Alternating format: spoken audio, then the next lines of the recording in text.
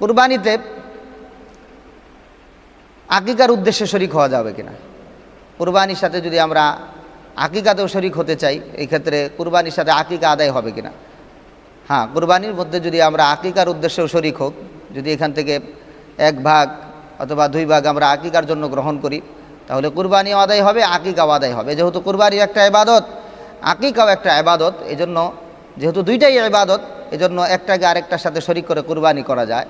এজন্য আমরা কুরবানির সাথে আকিকার উদ্দেশ্য যদি শরিক হতে চাই, শরিক হতে পারবো।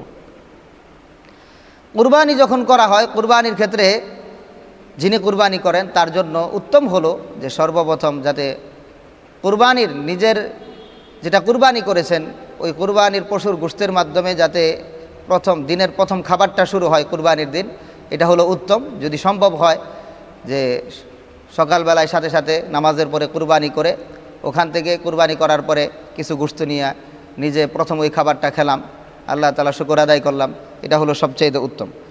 আরেকটা বিষয় হলো কুরবানি, এটা যেহেতু আল্লাহ তাআলার পক্ষ থেকে আমাদের জন্য বিশেষ একটা ইবাদত, সুতরাং এটা যাতে আল্লাহ তাআলার দরবারে কবুল হয়, যেই পদ্ধতি অবলম্বন করা যায় সেই সমস্ত পদ্ধতি অবলম্বন করা। বিশেষ করে আমার একেবারে ইখলাসের নিয়ত থাকা যে আমি আল্লাহ তাআলার উদ্দেশ্যেই করতেছি। দুনিয়ার মানুষকে দেখানোর জন্য যদি কেউ কুরবানি করে তাহলে তার কুরবানি নষ্ট হয়ে যায়। আমরা অনেক সময় প্রতিযোগিতায় নামি যে তার চাইতে আমার পশুটা বড় হতে হবে, তার চাইতে আমার পশুটা যাতে সুন্দর হয়, মানুষ আমার পশু দেখে যাতে বলে যে তার চাইতে আমার পশুটা বড়। এইভাবে করলে তো আল্লাহ তাআলা সন্তুষ্টি আমরা অর্জন করতে পারলাম।